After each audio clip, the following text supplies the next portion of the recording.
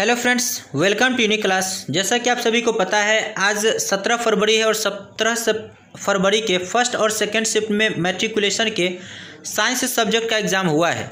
और इस वीडियो में हम लोग बात करने वाले हैं मैट्रिकुलेशन के एग्ज़ाम के सेकंड शिफ्ट में जो साइंस का एग्ज़ाम हुआ है सेकंड शिफ्ट में, उसके प्रश्न का आंसर की, जो कि आपसे टोटल 80 प्रश्न पूछे गए थे। इस 80 प्रश्न में से मात्र आपको 40 प्रश्न का आंसर दिए जाने थे, मात्र केवल ऑब्जेक्टिव में से, और बाकी सब्जेक्टिव जो शॉर्ट और लॉन्ग क्वेश्चन था। तो फ्रेंड्स, इसमें जो भी 80 आपका ऑब्जेक्टिव क्वेश्चन था, उसके प्रत्येक 80 प्रश्न के आंसर पे हम लोग इसमें विचार करेंगे, जिसमें से आपको मात्र 40 प्रश्न का आंसर देना है। आप इस वीडियो के माध्यम से देख पाएंगे कि आपका 40 में से टोटल कितना प्रश्न सही हो रहा है। फ्रेंड्स, इस वीडियो में हम लोग जो भी आंसर देखेंगे लगभग 100% करेक्ट आंसर होगा। जो संशोधित आंसर है, जो पूरे बुक में से मिलाकर के आपको आंसर दिया जा रहा है, तो आप अपने आंसर को मैच कर लीजिए कि आपका टोटल कितना प्रश्न सही हो रहा है। फ्रेंड्स, इसमें मेरे पास प्रश्न सेट कोड डी है। आपके पास जो कोई भी प्रश्न सेट कोड होगा, आप इस वीडियो के माध्यम से आप मैच कर सकते हैं। और यदि अदर किसी सेट के आंसर को आप प्राप्त करना चाहते हैं, तो आप अपने क्वेश्चन का फोटो खींचकर आप मेरे व्हाट्सएप नंबर 7763982566 पर सेंड करेंगे, तो आपको बहुत जल्द आपके आंसर प्रोवाइड आपको करा दिया जाएगा। तो आइए शुरू करते हैं। इसका पहला क्वेश्चन, जैसा कि आप देख पा रहे हैं, प्रकाश के परावर्तन के कितने नियम होते हैं? तो प्रकाश के परावर्तन के 2 नियम होते हैं। ऑप्शन नंबर बी इसका करेक्ट आंसर होगा। यहाँ पे चौथा नंबर प्रश्न है, टिंडल प्रभाव प्रदर्शित करता है, तो इसका करेक्ट आंसर हो जाएगा ऑप्शन नंबर डी, अर्थात प्रकाश के प्रकीर्णन को, ये इसका करेक्ट आंसर होगा। कौन सा लेंस हवा में अभिसारी लेंस भी कहलाता है? तो इसका correct answer option number B हो जाएगा, उत्तल लेंस। अगला प्रश्न है, उत्तल दर्पण में प्रतिबिंब बनता है, तो चूंकि उत्तल दर्पण की बात हो रही है, तो हमेशा आभासी प्रतिबिंब बनती है। 6 का option number B correct answer होगा। अगला प्रश्न है, प्रकाशिक माध्यम कितने प्रकार के होते हैं? 2 प्रकार के होते हैं, सघन और विरल, अर्थात ऑप्शन नंबर इसका बी करेक्ट हो जाएगा। वहीं अगला प्रश्न है, डायनेमो परिवर्तित करता है, तो यांत्रिक ऊर्जा को विद्युत ऊर्जा में, अर्थात 8 का बी इसका करेक्ट आंसर होगा। अगला प्रश्न है, निम्न में कौन सा पदार्थ लेंस के लिए प्रयुक्त नहीं किया जा सकता है? तो पीतल, अर्थात ऑप्शन नंबर सी इसका करेक्ट आंसर होगा। वहीं अगले प्रश्न की बात करें तो लिखा है, निम्नलिखित में कौन संख्या प्रकाश के अपवर्तन के नियम के लिए सही है? तो इसका correct answer option number A हो जाएगा, अर्थात 10। अगले प्रश्न की बात करें तो लिखा है, किसी वस्तु का प्रतिबिंब आंख के जिस भाग पर बनता है वह क्या है? तो इसका करेक्ट आंसर हो जाएगा रेटिना, अर्थात ऑप्शन नंबर बी। अगले प्रश्न की बात करें तो लिखा है, किसी माध्यम के अपवर्तनांक का मान क्या होता है? तो sine I by sine R, इसका correct answer option number B हो जाएगा। वहीं अगले प्रश्न की बात करें जो आपसे पूछा गया था, एक गोलीय दर्पण की फोकस दूरी प्लस 20 सेंटीमीटर है, तो यह गोलीय दर्पण कैसा है? तो यह चूंकि प्लस है, तो प्लस जो होता है वो किसका फोकस दूरी होता है? उत्तल का, ऑप्शन नंबर ए इसका करेक्ट आंसर होगा। अगला प्रश्न है, तालाब का जल कम गहरा किसके कारण दिखाई देता है? तो अपवर्तन के कारण दिखाई देता है, ऑप्शन नंबर सी करेक्ट होगा। अवतल दर्पण की फोकस दूरी होती है, अवतल दर्पण है तो इस प्रकार का अवतल दर्पण होता है, माइनस में होता है, तो इसका correct answer option number A हो जाएगा। अगला प्रश्न है, किसी अवतल दर्पण की फोकस दूरी और उसकी वक्रता त्रिज्या आर है, और तो निम्नलिखित में कौन संबंध सही है? तो F = R = 2F, इसका correct answer option number B हो जाएगा। वहीं अगले प्रश्न की बात करें तो लिखा है, कौन सी बीमारी श्वसन तंत्र से संबंधित है? तो ऑप्शन नंबर बी इसका करेक्ट आंसर हो जाएगा, अर्थात निमोनिया जो है, निमोनिया वो श्वसन तंत्र से संबंधित बीमारी है। अगला प्रश्न, एंड्रोजन क्या है? तो इसका करेक्ट आंसर हो जाएगा ऑप्शन नंबर बी, अर्थात मादा हार्मोन है। 19 नंबर क्वेश्चन है, रुधिर चाप नियंत्रित होता है? फ्रेंड्स, इसका जो करेक्ट आंसर है वो मैं अभी कंफर्म नहीं हूँ, कंफर्म होकर मैं आपको इसका आंसर कमेंट बॉक्स में दे दूंगा। अगले प्रश्न की बात करें तो लिखा है, एक लिंगी पादप का उदाहरण है, तो पपीता, अर्थात ऑप्शन नंबर ए इसका करेक्ट आंसर होगा। वहीं अगले प्रश्न की बात करें तो लिखा है, निम्न में से कौन मादा जनन तंत्र का भाग नहीं है? तो इसका करेक्ट आंसर हो जाएगा शुक्र वाहिका, अर्थात ऑप्शन नंबर सी इसका करेक्ट आंसर होगा। द्विखंडन होता है, तो इसका करेक्ट आंसर हो जाएगा अमीबा में। अगला प्रश्न है, टेस्टोस्टेरोन स्रावित होता है? तो इसका करेक्ट आंसर हो जाएगा ऑप्शन नंबर ए, अर्थात वृषण में टेस्टोस्टेरोन स्रावित होता है, तो 23 का option number A correct answer हो जाएगा। वहीं अगले प्रश्न की बात करें तो लिखा है, मानव मस्तिष्क का औसत भार क्या होता है? तो 1.4 kg होता है, ऑप्शन नंबर सी करेक्ट होगा। अगला प्रश्न है, इलेक्ट्रिक हीटर की कुंडली बनाने में किस पदार्थ का प्रयोग किया जाता है? नाइक्रोम का, ऑप्शन नंबर डी करेक्ट होगा।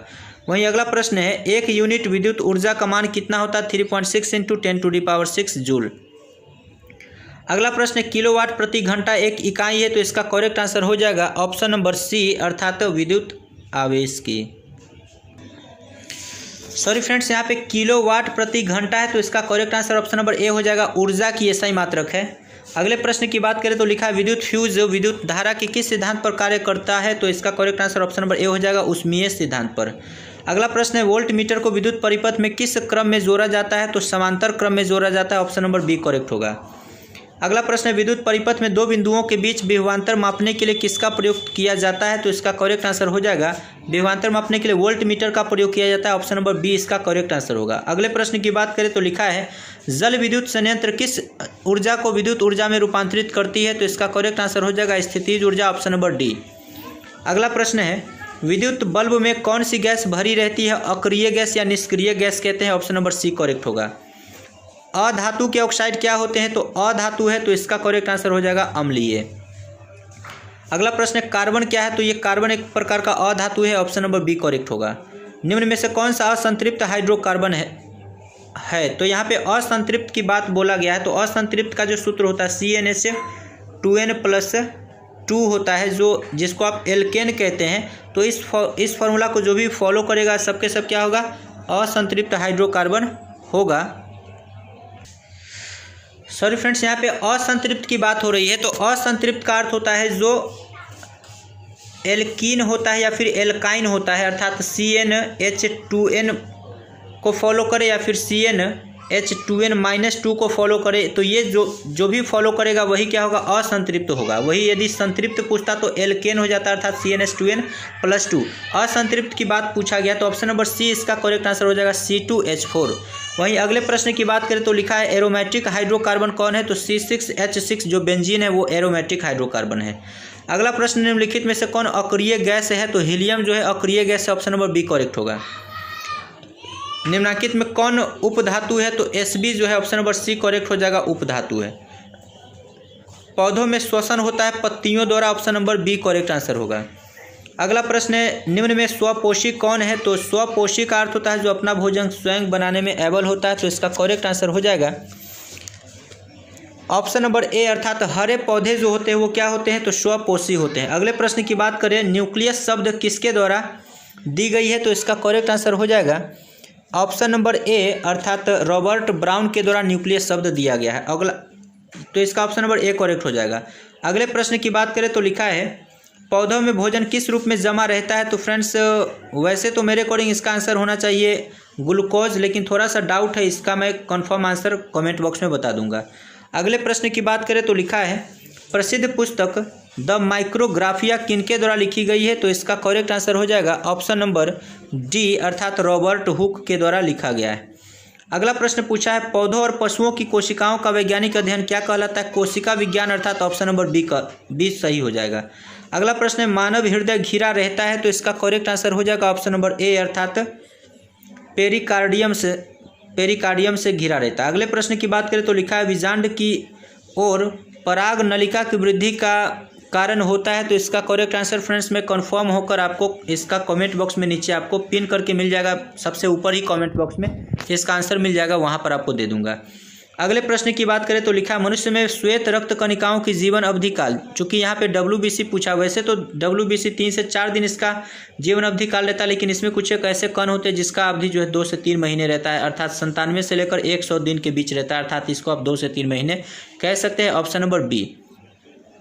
अगले प्रश्न की बात करें तो लिखा है पित्त रस कहाँ से स्रावित होता है, तो पित्त रस जो है वो हमारे ऑप्शन नंबर इसका करेक्ट हो जाएगा ऑप्शन नंबर सी, अमाशय से स्रावित होता है पित्त रस।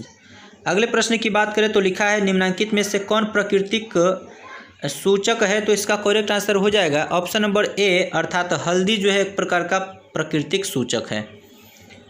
अगला प्रश्न है OH अभिक्रियाशील मूलक वाले यौगिक का नाम क्या है, तो इसका करेक्ट आंसर हो जाएगा अल्कोहल। अगला प्रश्न है कैल्शियम कार्बाइड जल के साथ अभिक्रिया करके क्या बनाता है, फ्रेंड्स इसका भी आंसर मैं आपको कमेंट बॉक्स में कंफर्म होकर दे दूंगा। अगले प्रश्न की बात करें तो लिखा है ओजोन के एक अणु में ऑक्सीजन के परमाणुओं की संख्या कितनी होती है, 2 होती है, ऑप्शन नंबर यहाँ पे इसका करेक्ट आंसर हो जाएगा ऑप्शन नंबर सी, अर्थात 3। ऑक्सीजन के एक अणु में ओजोन के एक अणु में ऑक्सीजन के परमाणुओं की संख्या कितनी होती है, 3 होती है, यही इसका करेक्ट आंसर होगा।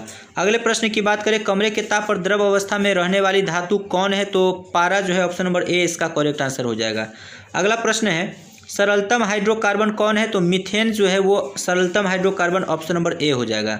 अगले प्रश्न की बात करें, निम्नलिखित में कौन क्षारीय ऑक्साइड है। क्षारीय का अर्थ होता है जो धातु से बना हो, अर्थात ऑप्शन नंबर डी करेक्ट हो जाता है, Na2O। अगले प्रश्न की बात करें तो लिखा है, बेकिंग पाउडर एक मिश्रण है। बेकिंग पाउडर जो है किसके किसके मिलने से बनाया जाता है, तो इसका करेक्ट आंसर हो जाएगा ऑप्शन नंबर डी, अर्थात NaHCO3 एवं टार्टरिक अम्ल का। करेक्ट आंसर हो जाएगा ऑप्शन नंबर डी।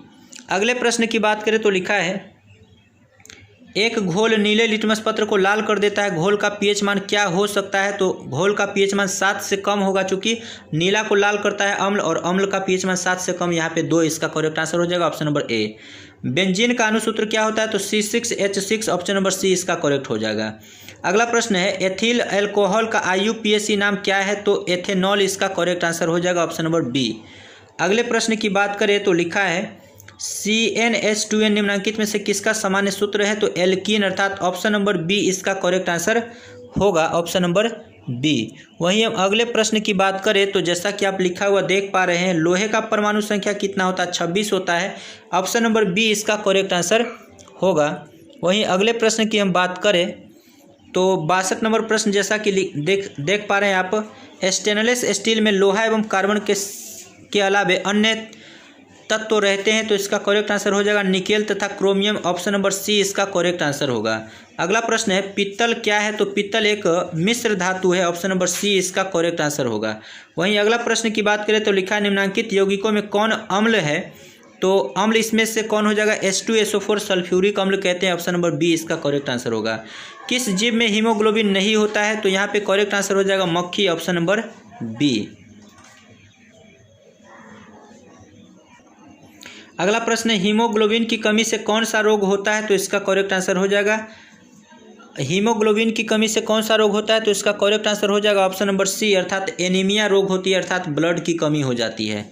अगले प्रश्न की बात करें तो लिखा है, मनुष्य के आहार नाल में अवशेषी अंग कौन है, तो इसका करेक्ट आंसर हो जाएगा ऑप्शन नंबर बी, अर्थात अपेंडिक्स जो है वो अवशोषी अंग है, अवशेषी अंग है जिसका हमारे बॉडी में कोई कार्य नहीं है, ऑप्शन नंबर बी करेक्ट होगा।